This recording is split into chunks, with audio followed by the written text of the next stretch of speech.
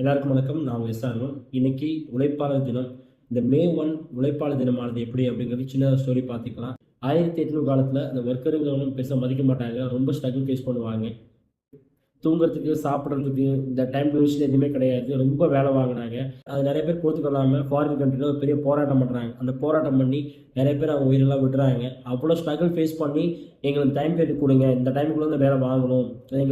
நாங்களும் ஒரு மனுஷங்க தான். எங்களையும் மனுஷனா மதிங்க அப்படின்னு சொல்லிட்டு நெறைய ப்ராப்ளம் கிரியேட் ஆகுது. லேபர்ஸ்க்கான அவங்களுக்குன்னு கவர்மெண்ட் சைடுல ஒரு ஆர்டர் வருது. இந்த டைமுக்கு இவ்வளோ நேரம் தான் உங்கள்ட்ட வேலை வாங்கணும். இவ்வளோ டைம் தான் இருக்கணும். இன்னைக்கு நம்ம வேலை செய்யற 8 மணி நேரம், 10 மணி நேரம் வேலை செய்யணும் அப்படிங்கிற டியூரேஷன் வந்து அப்பதான் ஆரம்பிச்சது தான் நமக்கு. லேபர்ஸ் ஏதாவது குறை சொன்னாங்கன்னா அந்த குறையை தீர்த்து வைக்கணும் அப்படிங்கிற நிறைய நிறைய ரூல்ஸ் கொண்டு வராங்க. மே 1ஆம் தேதி தான் அந்த ரூல்ஸ்லாம் ஃபாலோ பண்ணிட்டு வராங்க. அந்த ரூல்ஸ்லாம் சொல்றாங்க. ஒரு ரொம்ப வருஷம் போராடினதுக்கு ஒரு வெற்றி கிடைச்சிது. அது ஒரு மென்ஷன் பண்ணுற மாதிரி தான் சென்னையில் மெரினா பீச்சில் உழைப்பாளர் சிலை வச்சுருந்தாங்க. ஸோ எல்லாமே இங்கே ஒர்க் பண்ணுறவங்க தான். யாரும் யாருக்கு கீழே அடிமை கிடையாது.